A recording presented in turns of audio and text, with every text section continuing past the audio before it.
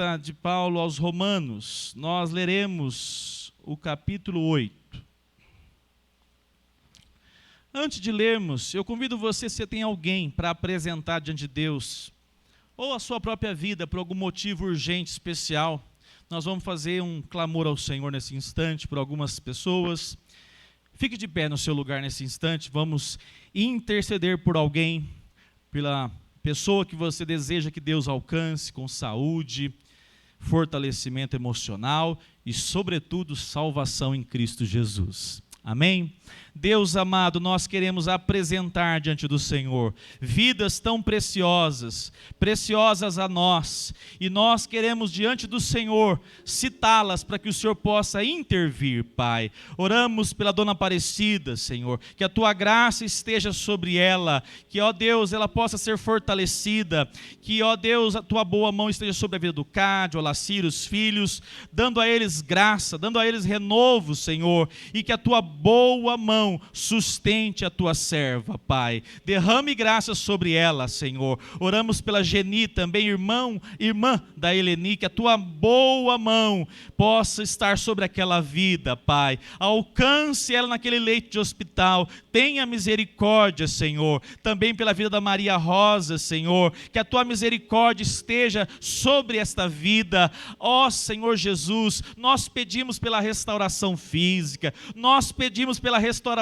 emocional, e nós pedimos sobretudo para que o Senhor alcance essas vidas com salvação, aquelas que já são salvas no Senhor, que o Senhor encha o coração delas de esperança em Ti, de renovo no Senhor, e de acordo com cada vida aqui nesta noite representada, ouve a oração do Teu filho, ouve a oração da Tua filha, Senhor. Tenha misericórdia de nós dependemos do Senhor. Tenha misericórdia da nação de Israel, tenha misericórdia, ó Deus, daquele contexto onde tantos palestinos inocentes são massacrados. Deus, tenha misericórdia daquela região, tenha misericórdia, Senhor, da nação de Israel. Abre os olhos espirituais daquela nação, ó Senhor. Nós oramos pedindo a Tua graça sobre a nossa nação, que o Senhor nos dirija, que o Senhor nos sustente, que o Senhor possa fazer uma grande cura sobre a nossa nação, uma grande transformação de valores,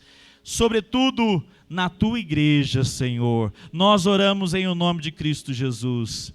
Amém. Amém. Pode se assentar, meu irmão. Capítulo 8 de Romanos.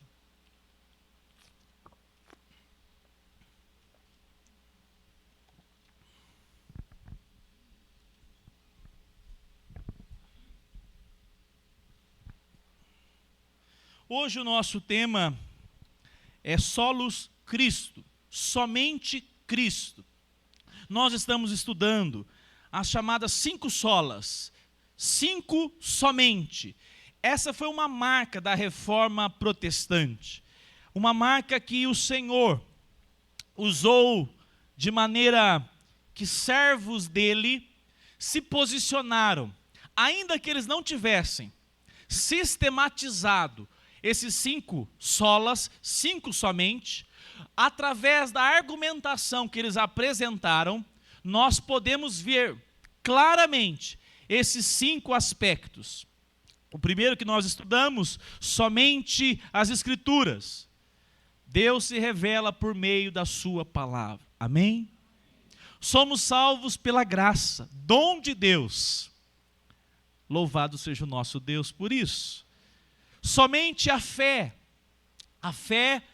não por fé em si mesmo, ou a fé nos seus pensamentos, ou a fé no sistema político, mas a fé na pessoa de Cristo, somente a fé na pessoa de Cristo. A fé, uma dádiva do Senhor, uma dádiva que o Senhor dá à sua igreja. E hoje nós chegamos então, solos Cristo, somente Cristo. Por que foi necessário declarar essa expressão? No período da Reforma Protestante, século XVI, havia uma dificuldade gigantesca na igreja cristã. A igreja estava deformada, a igreja estava desassociada da palavra de Deus. A igreja, o povo, os santos, não tinham acesso às Escrituras. E quando tinha, era ouvido muitas vezes pequenas porções, quando não, líderes eclesiásticos, que não tinham conhecimento da palavra e ensinavam aquilo que de repente eles bem entendiam. Ou seja, a igreja cristã estava totalmente distanciada das Escrituras. E nós temos então, nesse período, líderes como Martim Lutero, nós temos o Zwinglio, homens como João Calvino, que vão pontuar que a igreja precisa voltar às Escrituras. Por isso a palavra reforma, voltar à forma que Cristo deixou para a igreja. E nós seguimos então esse padrão. A igreja está ela está abaixo da autoridade das Escrituras. A igreja obedece às Escrituras. A igreja não coloca nada no lugar das Escrituras. Recebemos essa graça, recebemos a fé e cremos que somente Cristo é o único, suficiente e salvador das nossas vidas. Por isso que nós cantamos letras apontando para Cristo. Nós adoramos declarando que Cristo é Senhor, porque não há outro nome que importa que sejamos salvos. Nenhum outro nome pode nos salvar. Nenhuma mulher, por mais valorosa que seja, nenhum outro profeta, homem, pode se comparar a Cristo, o unigênito de Deus. Louvado seja o nosso Deus. Convido você então a acompanhar a leitura no capítulo 8. Essa passagem do capítulo 8, Paulo está chegando aqui numa argumentação maravilhosa, e alguns vão dizer que do versículo 31 ao versículo 39, é uma passagem magnífica, uma das mais magníficas de toda a Escritura, e nós temos ela para podermos estudá-la, para nós sermos fortalecidos, e para nós adorarmos e bendizermos o nosso Deus. Olha o que diz, acompanhem atentos, convido você. Que diremos, então, à vista destas coisas? Se Deus é por nós, quem será contra nós? Vamos juntos no 32? Aquele que não poupou o seu próprio filho, mas por todos nós o entregou, será que não nos dará graciosamente com ele todas as coisas? Vamos juntos. Quem tentará acusação contra os eleitos de Deus? É Deus quem os justifica. Quem os condenará? É Cristo Jesus quem morreu, ou melhor, quem ressuscitou, o qual está à direita de Deus e também intercede por nós. Quem nos separará do amor de Cristo? Será a tribulação, ou a angústia, ou a perseguição, ou a fome, ou a nudez, ou o perigo, ou a espada? Como está escrito, por amor de ti, somos entregues à morte continuamente. Fomos considerados como ovelhas para o matadouro. Só vocês, 37.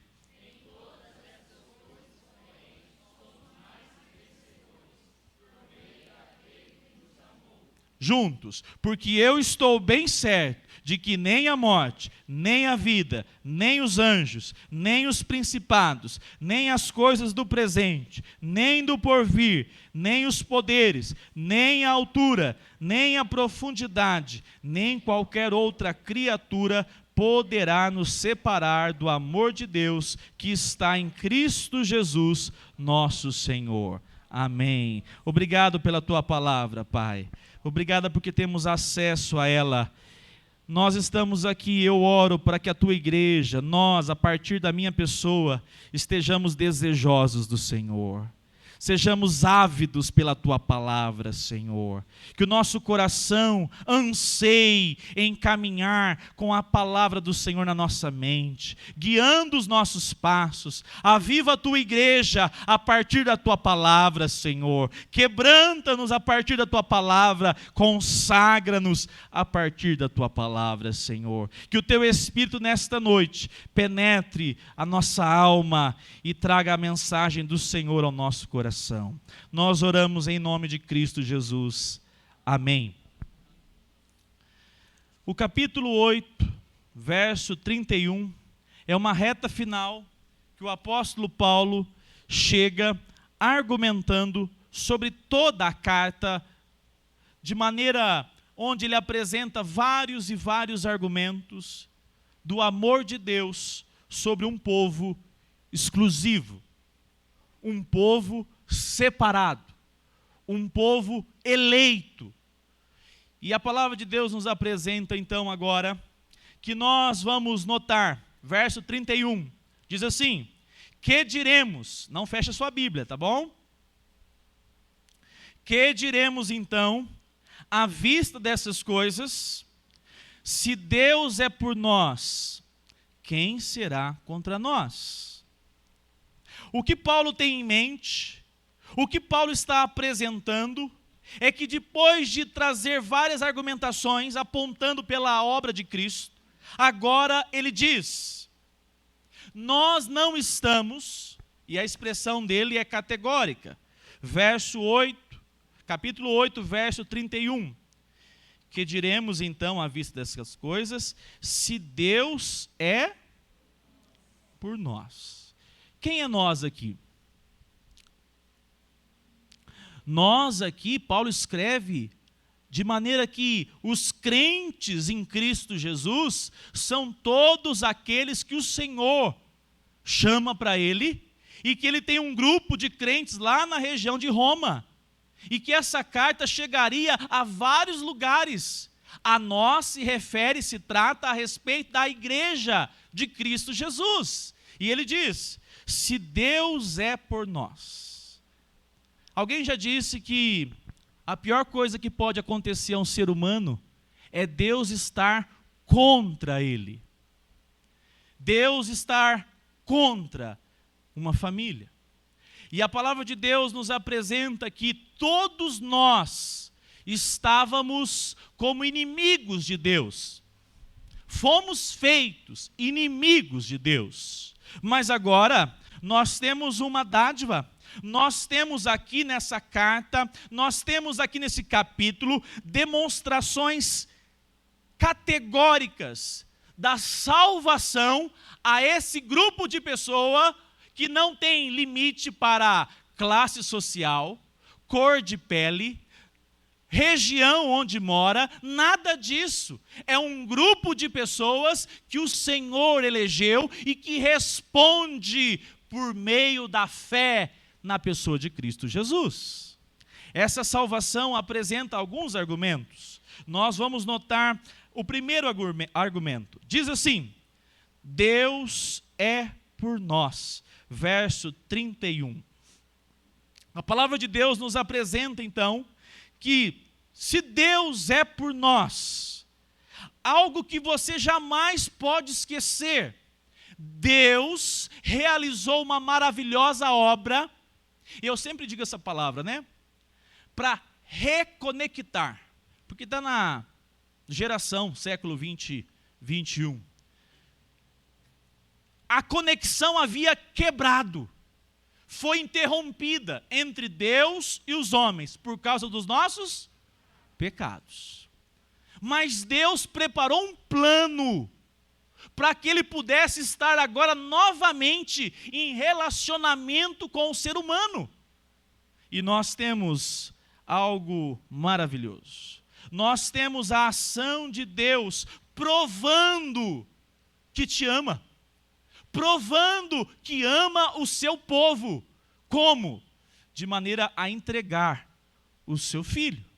Nós temos alguns textos e nós vamos ver que esse amor de Deus, ele é intrínseco, ele está agora sendo demonstrado toda hora. A quem? Aqueles que entregam sua vida e se declaram rebeldes, confessos, e se rendem diante do único e suficiente Salvador de suas vidas. Alguém já disse, eu acho muito interessante, um rebelde como eu e você precisa estar consciente que nós baixamos as nossas armas e declaramos: Senhor, perdoe-me porque eu fui rebelde contra ti. Perdoe-me porque não enxerguei por tanto tempo o teu favor sobre a minha vida. Perdoe porque eu não tinha entendido o plano de resgate, o plano que o Senhor trouxe para fazer com que eu pudesse ter agora a tua paz. Para que eu pudesse agora declarar: o Senhor é por mim.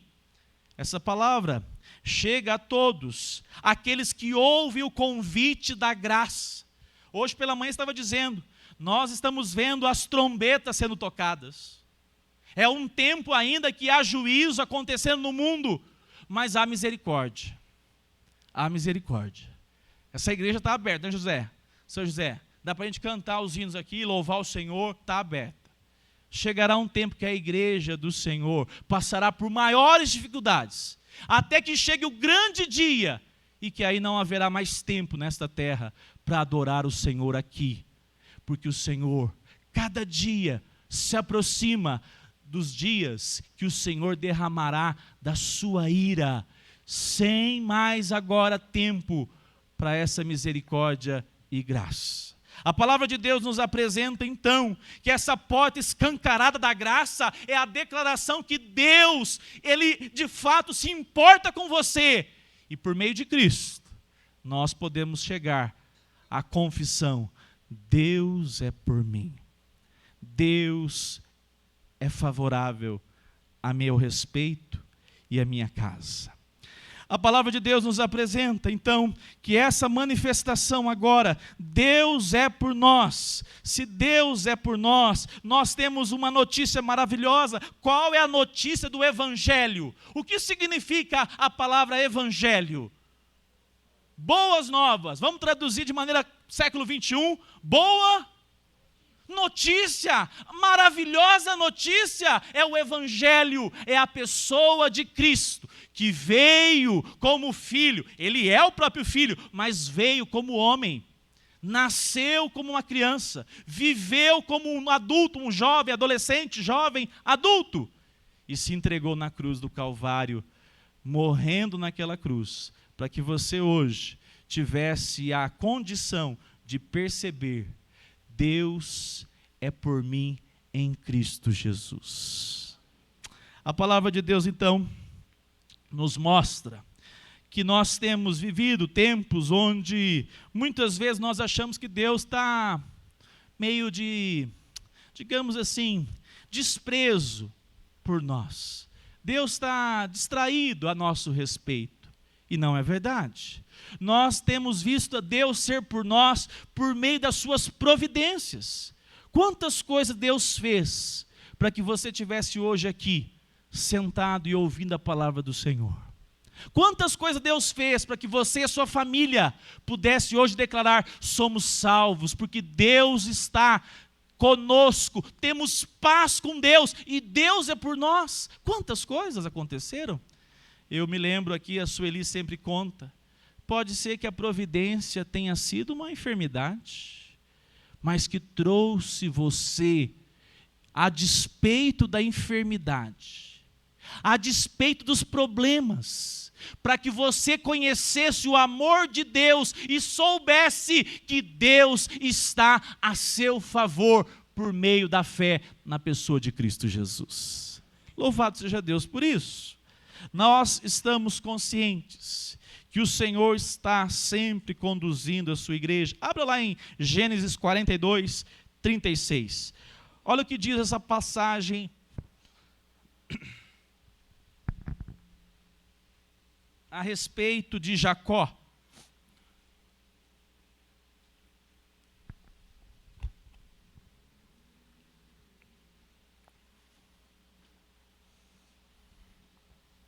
42, 36. Então Jacó, o pai deles, disse: vocês vão me deixar sem filhos? José se foi, Simeão se foi. Agora querem levar Benjamim? Todas essas coisas acontecem contra... Está assim na sua Bíblia? Todas essas coisas acontecem contra mim. Você lembra da história? Jacó tinha quantos filhos? 12. O mais novo na época foi vendido, lembra? Pelos irmãos. Os irmãos não eram muito flor que se cheirasse. Venderam o próprio irmão. O irmão ficou no Egito. Mas Jacó não sabia de nada. E Jacó recebe uma mensagem: fomos no Egito buscar comida, mas o governador deseja que o filho mais moço de meu pai seja levado. Quando Jacó ouve essa notícia, ele pensa: todas as coisas acontecem contra mim. Uma angústia toma conta do seu coração. Uma aflição visita a sua alma. E naquele mesmo momento, Jacó não está consciente que Deus é por ele. Que em meio a essa angústia, Deus está movendo todas as coisas na terra para que Jacó se chegue novamente diante do seu filho tão amado. Não é assim que aconteceu nessa história? Não é assim que Jacó se encontra com José? Não é assim que Jacó é consolado? Não é assim? Por meio de uma angústia momentânea. Deus era a favor de Jacó. Quantas vezes nós nos enganamos, porque nós queremos apenas as coisas que são aos nossos olhos declaração que Deus é por nós. Só aquilo que a gente, no nosso padrão, estabelece. Isso aqui é coisa boa, Deus é por mim. Isso aqui não é bom, isso aqui não é bom, isso aqui não vem de Deus. Desde quando? A palavra de Deus lá em Jeremias 29, 11, diz assim: olha o que Deus pensa a respeito de todo mundo. Não. Olha o que Deus pensa a respeito daqueles que Ele elegeu antes da fundação do mundo. Diz assim: eu é que sei, vamos ler juntos? Que pensamentos, diz o Senhor, são pensamentos de paz e não de mal, para lhes dar um futuro. Vamos o 12? Então vocês me invocarão, se aproximarão de mim em oração e eu os ouvirei. 13, vocês buscarão e me acharão, quando buscarem. Assim diz o Senhor. E aqui no tempo de Jeremias, alguém podia dizer: mas como Deus prova o seu amor para nós? Como Deus prova o seu amor para conosco? Paulo podia declarar: tendo Deus enviado o seu único filho a morrer em nosso favor.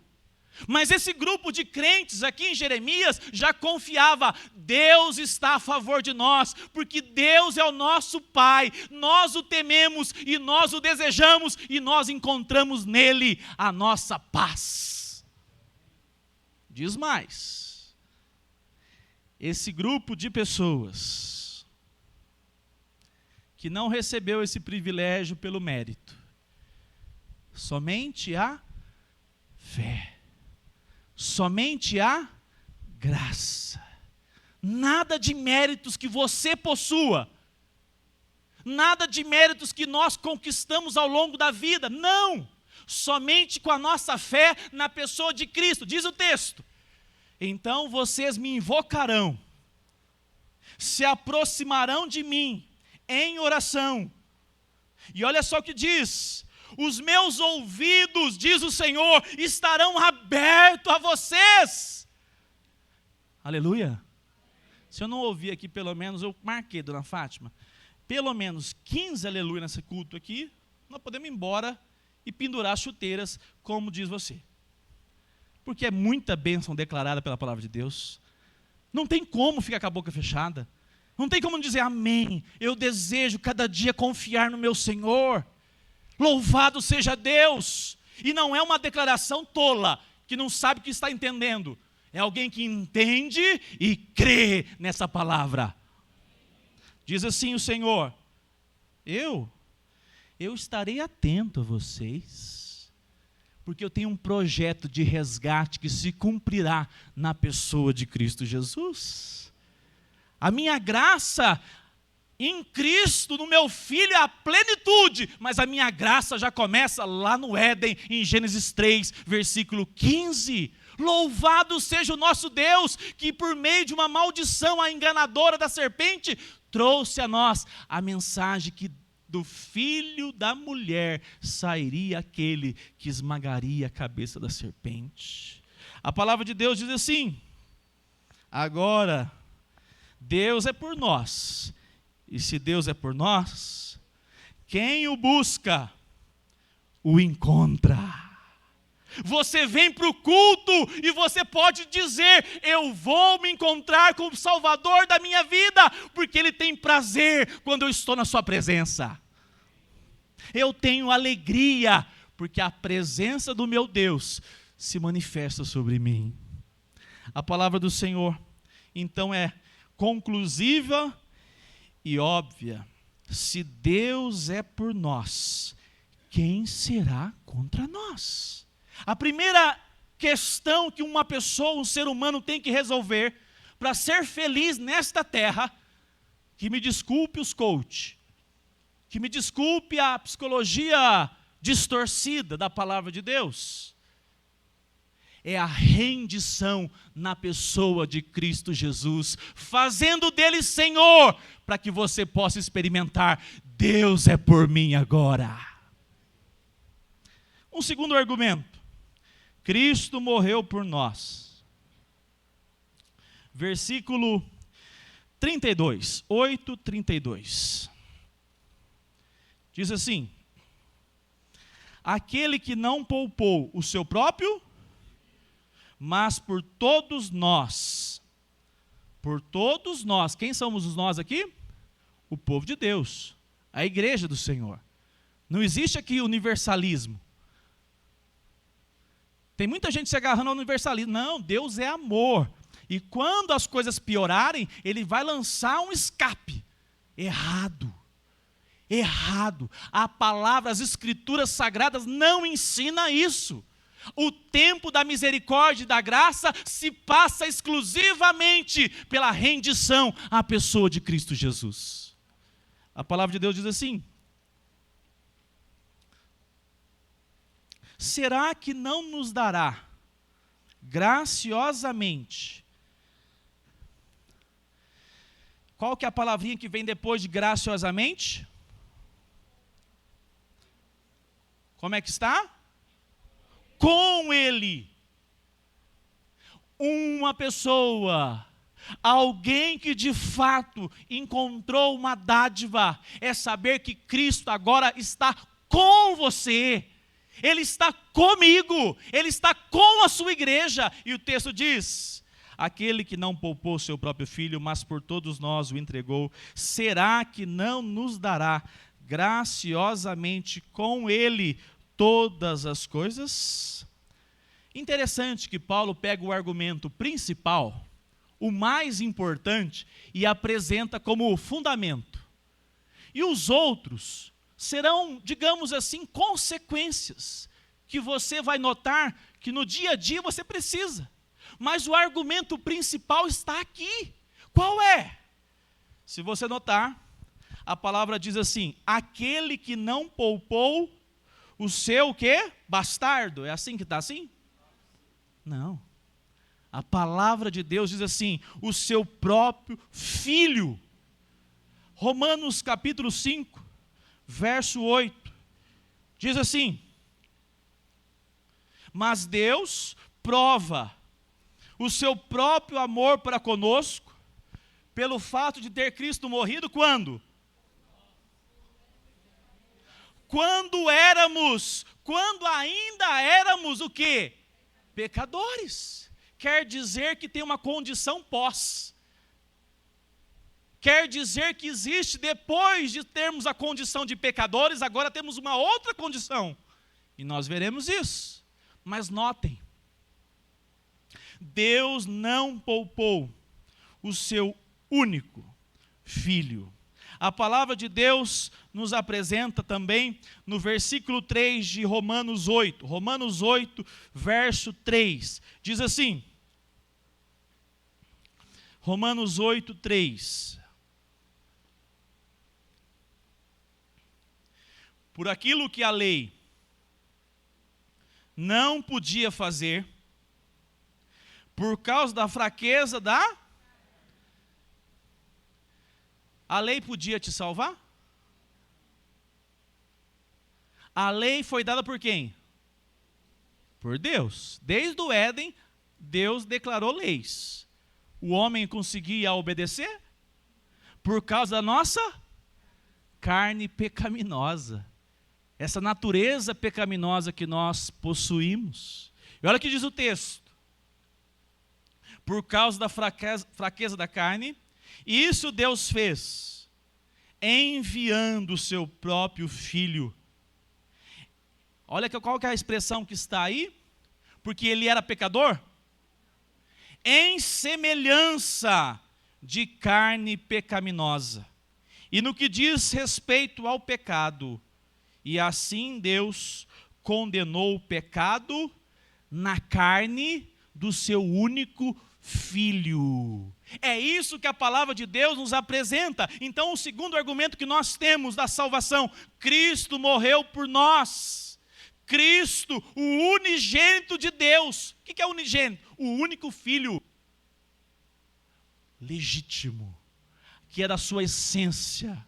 O único morto em seu lugar, em favor da igreja. E a palavra de Deus nos apresenta, não somente Cristo morreu, verso 33, como também agora, 8:33.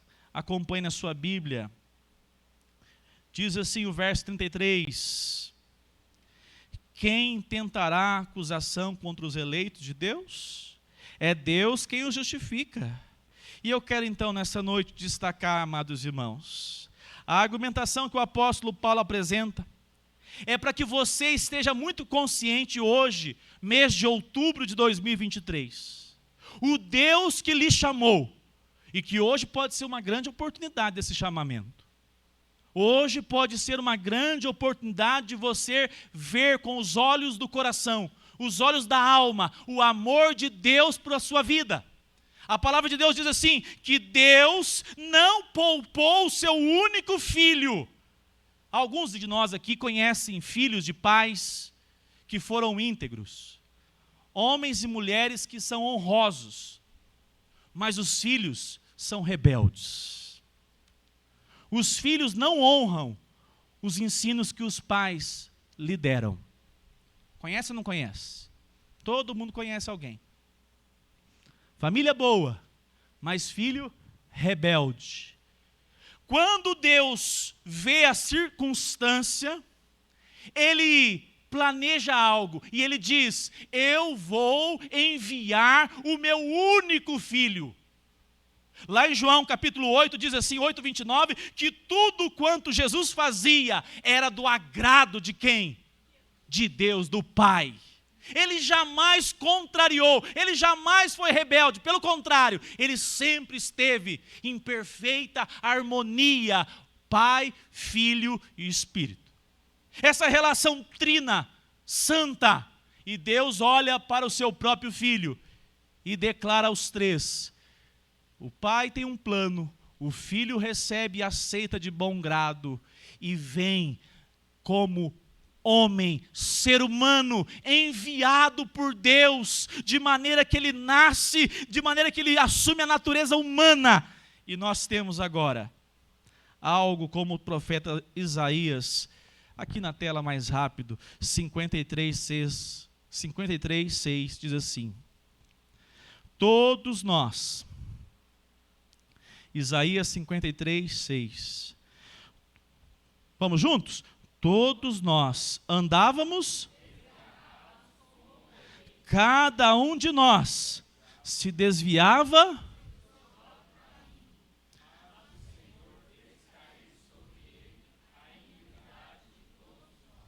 mas o Senhor pegou o seu único filho. Parece com quem? Quem que tinha só um filho, o filho da promessa? Pega o teu filho, o teu único filho, e me leva lá no Monte Moriá. E o final da história, você conhece? Deus foi chamado por Abraão como Deus provedor, porque ele proporcionou um cordeiro no lugar de quem? De Isaac. Deus poupou o sofrimento cruento que Abraão veria. E Abraão estava tão crente que ele confiava que Deus podia ressuscitar se fosse o caso. Ele disse para aqueles servos: eu e o menino iremos e voltaremos. Mas Deus, sabe o que ele fez? Poupou o sofrimento de Abraão. Diferente, olha o contraste da história, diferente de Deus. Deus fez enfermar, Deus fez com que Cristo absorvesse toda a ira de Deus, e Deus não deixou nada de fora. Toda a sua ira foi derramada, vindicada sobre a cabeça, sobre a pessoa do seu único filho, aonde? Lá na cruz do Calvário. E o seu único filho foi feito pecado, sem ele jamais ter pecado, mas por causa de nós, que não merecíamos nada, ele foi imolado por Deus, ele foi de maneira cruenta, sanguinária, naquela cruz, moído, e por meio do juízo de Deus, ele foi amaldiçoado, para que você entendesse hoje, que nós temos por meio da obra de Cristo, a maior declaração de amor do Senhor por nós, que somos eleitos em Cristo, porque por meio dessa obra, ele declarou: o que eu fiz, o que eu entrego, nada que você peça se compara ao que eu conquistei para você, para a eternidade. Nada lhe roubará, nada tirará de você. Jesus foi o Cordeiro. Deus não poupou o seu próprio Filho. Deus não mitigou, ou seja, Deus não falou assim: eu vou derramar só 10% da minha ira. Na cruz do Calvário, Deus imolou o seu Filho, Deus apresentou o seu Filho como a nossa oferta a Deus. E lá naquela cruz, de forma severa, a sentença da ira de Deus caiu sobre o Filho. E o Filho, como estava o Filho? Concordando com o Pai, tomando daquele cálice, de maneira que agora o Filho carregou, de maneira que a maldição que estava sobre todo o povo, agora aqueles que o Senhor mesmo chama, aqueles que agora pela fé confiam na pessoa de Cristo, por meio dessa obra da cruz, agora é o preço do meu e dos seus pecados. A palavra do Senhor nos apresenta que esse cálice foi muito amargo. Cálice amargo. O amor de Cristo sorveu. O que é sorver? É tomar sobre ele, pensando em você, que nasceria no século 20, que teria uma história sobre essa terra, mas que ele mesmo elegeu, dizendo: eu vou alcançá-lo, e quando eu impactá-lo com o meu amor, ele saberá que a obra maior, que ninguém poderia fazer, eu já fiz lá na cruz, porque ele é amado, ele é por mim justificado. Isaías 53, verso 4 e verso 5. Vamos ler juntos? Isaías 53, 4 e 5. Certamente ele tomou sobre si e as nossas dores levou sobre si. E nós o considerávamos como ferido de Deus e oprimido. Mas ele foi traspassado por causa e esmagado por causa das nossas. O castigo que nos traz a paz estava sobre ele, e pelas suas feridas fomos sarados. Para você que entendeu, 2 Coríntios 5, 21. Aquele que não conheceu o pecado, Deus o fez pecado por nós, para que nele, ou seja, não há salvação fora da igreja. Vocês conhecem essa declaração do, como é que ele chama? Foi o antecessor. E olha que esse era o bom, hein? Você imagina o ruim lá. Era o alemão. Ninguém me dava pista, então vou citar só o Papa alemão. O que morreu há pouco tempo, que abriu mão. Hã? Não, o Bento é agora. O Bento é agora. Ele abriu mão da cadeira, da cátedra. Dizem que ele era crente. Eu quero lembrar o nome dele, tá certo, tem razão. Bento é o nome dele como Papa. Mas tudo bem, você já lembrou qual é, né? Ele um dia veio visitar o Brasil e disse, né? Não há salvação fora da igreja. O que ele estava declarando? Aí alguém já respondeu assim, olha, aqui no Brasil a gente vive em harmonia com os evangelhos, não vai criar problema aqui não, hein? Ele estava redondamente enganado. Não há salvação fora da pessoa de Cristo Jesus. Até na igreja mais herética. E tem, hein? E está aparecendo cada dia mais perto.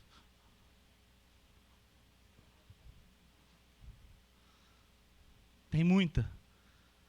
Quem clama pelo nome do Senhor Jesus e o Senhor o alcança, pode salvar na igreja herética que for, porque quem salva é Cristo.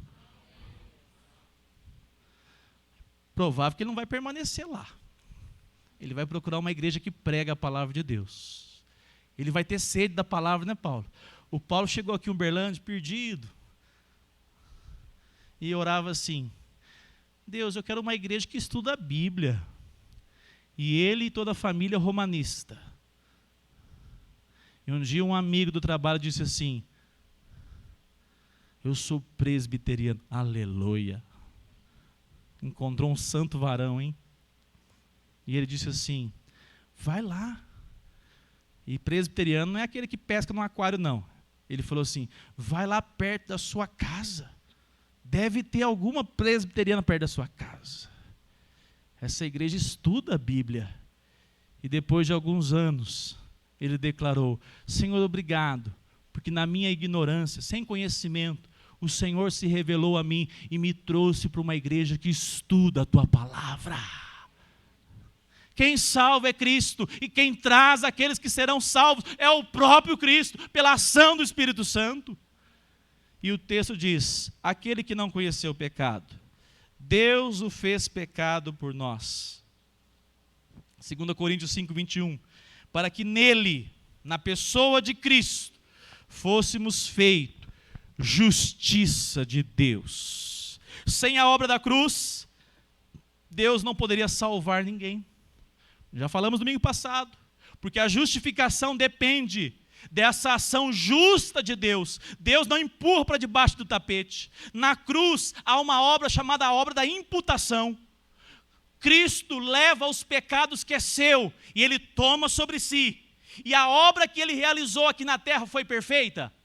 Então ele é o justo, e sobre aqueles que creem nele, Ele faz uma outra obra, Ele imputa sobre cada um que crê nele a sua justiça, para que você seja considerado justo. Louvado seja o nome do nosso Cordeiro, Redentor das nossas vidas. Entende isso?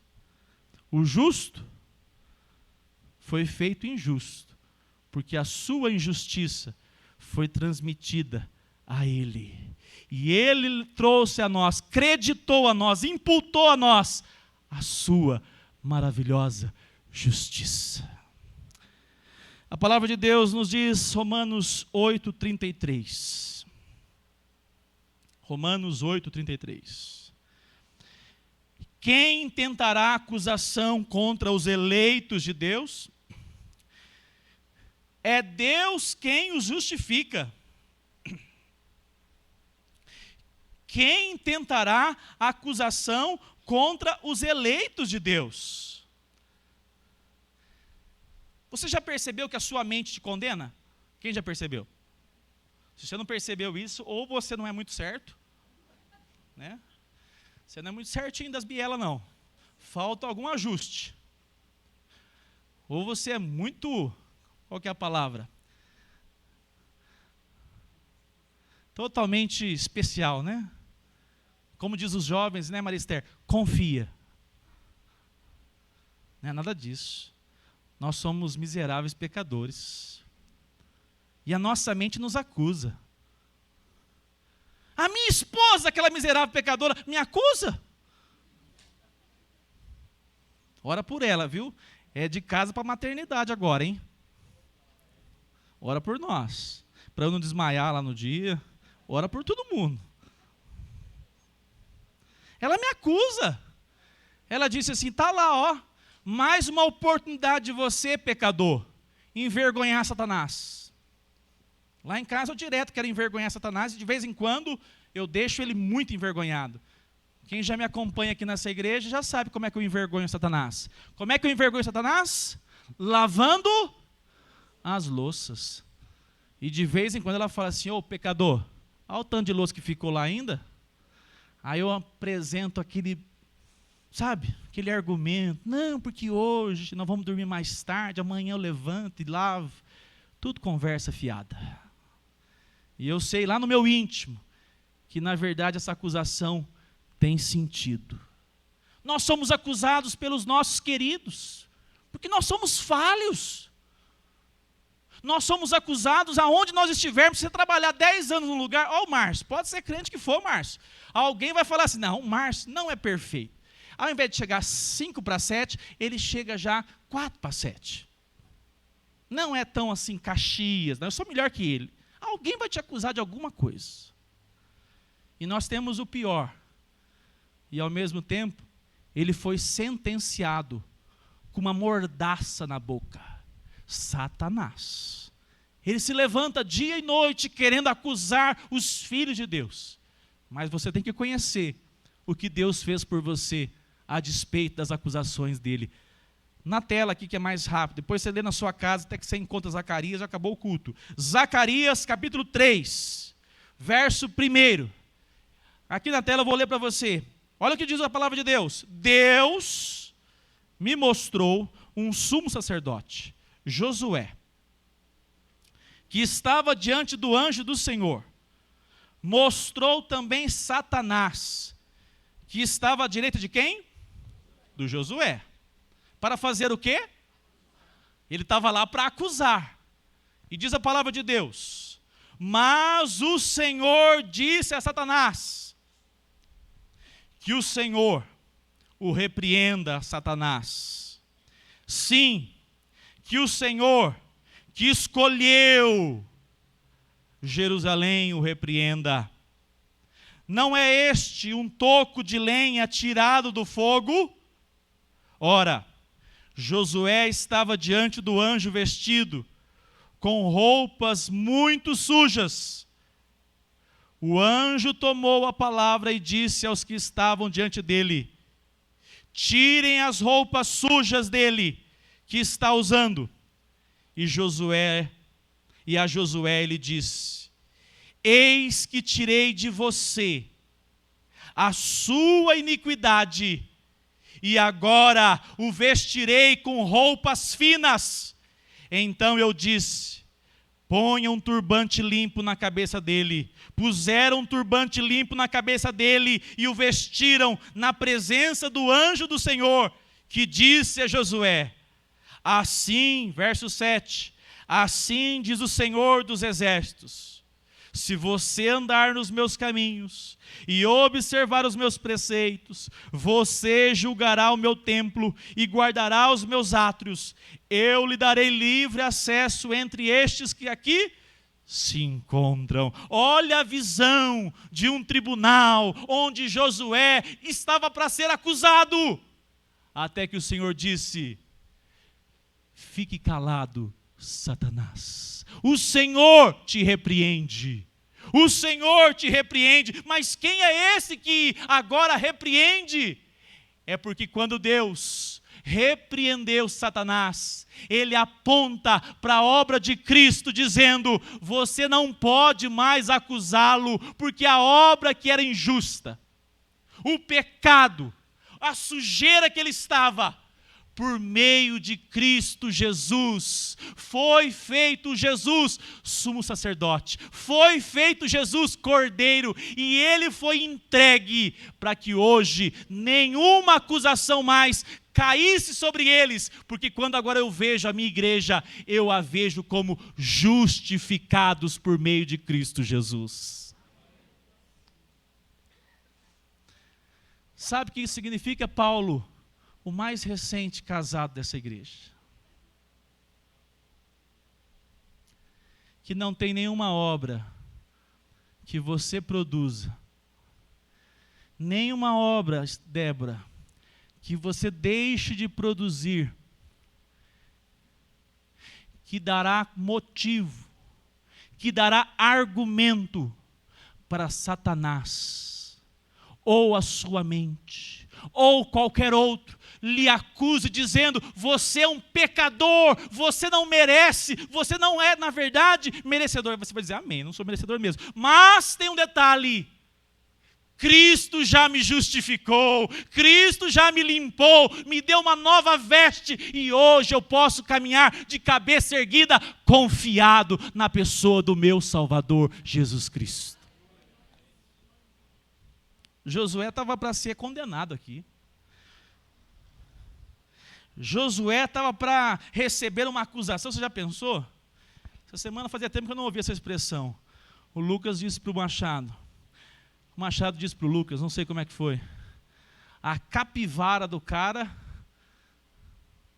a ficha dele era o quê? Quilométrica. Satanás tinha uma ficha quilométrica contra você. Mas a palavra do Senhor nos diz que Cristo Jesus foi entregue na cruz para que agora toda acusação contra você se cale, porque a obra do seu Salvador foi realizada para que você agora se encontrasse diante de Deus, justo para a glória dele mesmo. Com isso você pode descansar essa noite. Você pode dormir e dizer: Deus é por mim. Deus fez uma obra que eu não poderia fazer. Eu fui alcançado por essa obra maravilhosa. E agora eu tenho o privilégio de poder confiar que sou um escolhido do Senhor. Eu convido você nessa noite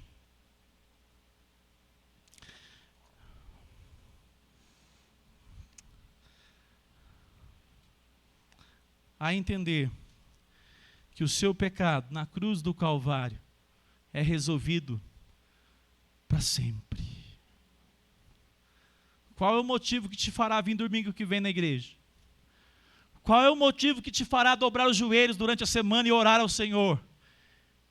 É porque tudo que estava te acusando foi pago por Ele no madeiro. E um terceiro argumento: Cristo intercede por nós. Verso 34. Abra aí a sua Bíblia. Verso 34.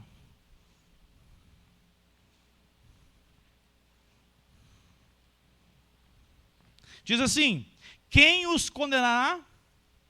É Cristo Jesus quem morreu. Ou melhor, que ressuscitou. Quem ressuscitou? O qual está à direita de Deus. E também intercede por nós. O mesmo Cristo. Perceba que não sobra espaço para outro. Tudo e somente Cristo.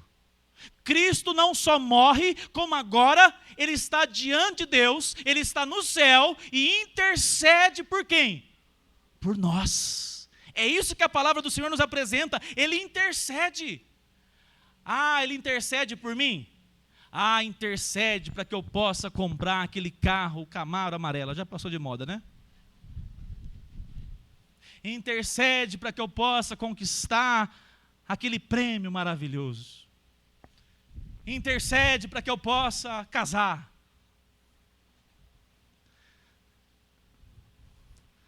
A palavra de Deus nos apresenta que Cristo Jesus, ele é o sumo sacerdote que se coloca diante de Deus para que você possa ser representado pelo melhor advogado, porque o advogado que representa você se entregou por você, e ele diz ao Pai: eu fiz por ele, eu fiz por ele.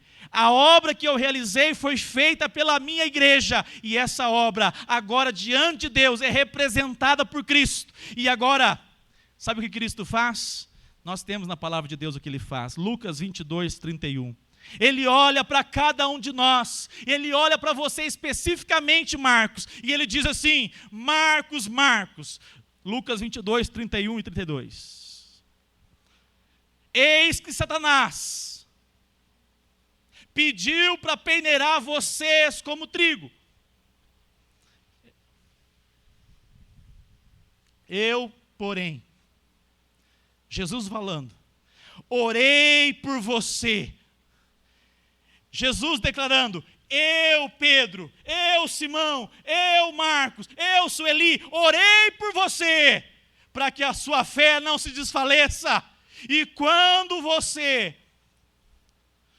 voltar para mim, fortaleça os seus irmãos. Jesus intercede dia e noite por nós, para que a nossa fé seja fortalecida, seja revigorada, seja avivada todos os dias, a despeito de tudo que enfrentamos nesta vida aí fora. Aleluia.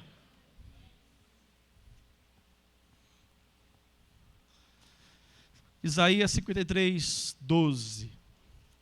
Por isso, eu lhe darei a sua parte com os grandes e com os poderosos, ele repartirá o despojo, pois derramou a sua alma na morte e foi contado com os transgressores. Palavra de Deus anunciando a obra de Cristo. Contudo, levou sobre si o pecado de todos. Está assim? De quantos? Muitos. Não são poucos, nem são todos, são muitos. E pelos transgressores, o que ele faz por mim e por você? Intercede. Aleluia. Hoje pela manhã, Apocalipse capítulo 8, diante do incensário de ouro, havia incenso, havia a ação de Cristo, e naquele incensário foi depositado todas as orações que a igreja do Senhor, os santos de Deus, fazem ao longo da história. Nós não sabemos orar como convém, mas Ele intercede a nosso respeito. Aleluia! E eu quero terminar com um quarto argumento. Verso 35 a 39. Romanos 8, 35 a 39. Quem nos separará do amor de Cristo? Será a tribulação, ou a angústia, ou a perseguição, ou a fome, ou a nudez, ou o perigo, ou a espada? 36 juntos, vamos lá? Como está escrito, por amor de ti somos entregues à morte continuamente. Fomos considerados como ovelhas para o matadouro. Vou ler o 37. Em todas estas coisas, porém,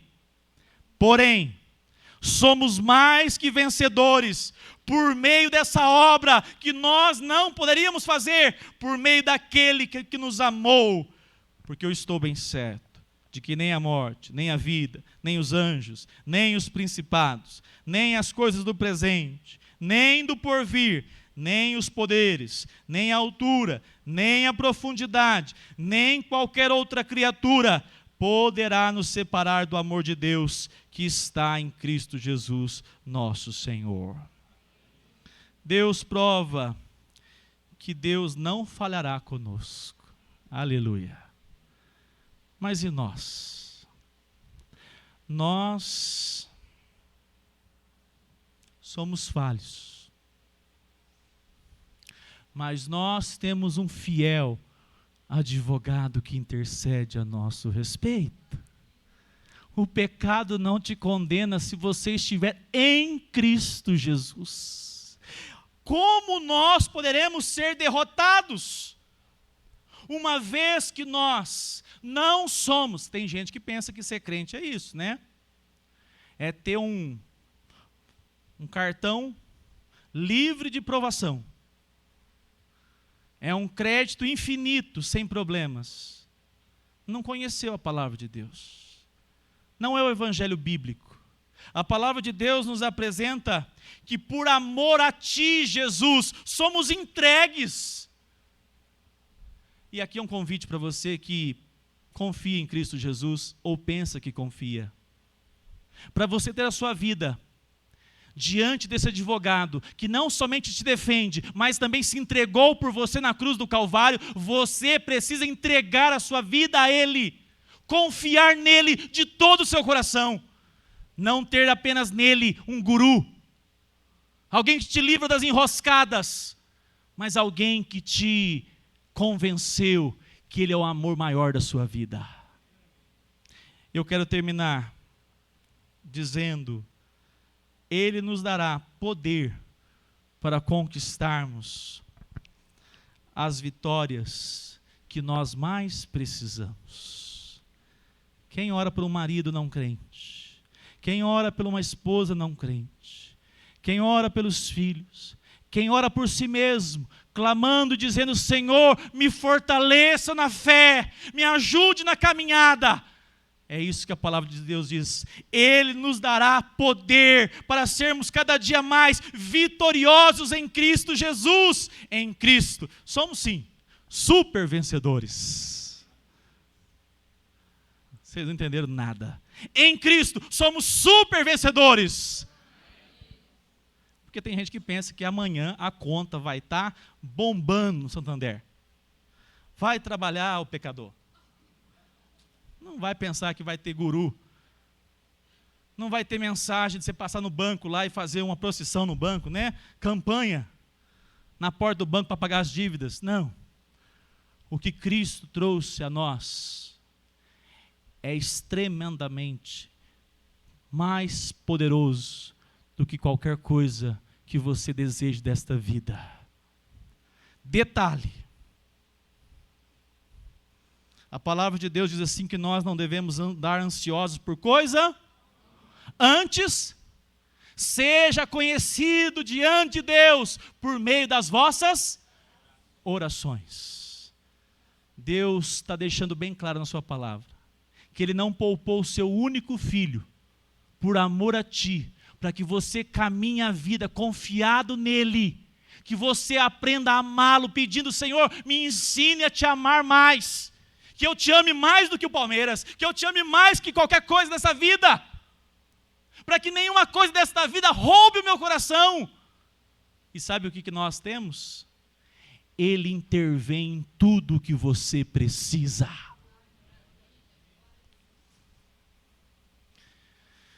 Deus não te dará tudo o que você quer. Amém? Aleluia por isso. Deus dará a você tudo o que você precisa.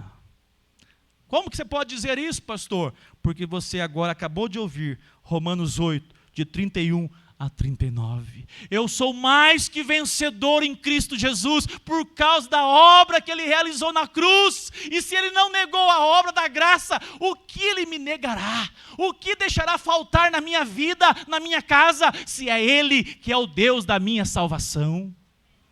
E eu termino. Se fizermos tudo aquilo que a palavra nos apresenta, desfrutaremos desse versículo que diz, Romanos 8, 38, nós lemos que diz assim, que nós, por amor a Ti, e no final do verso 39, o que poderá nos separar do quê?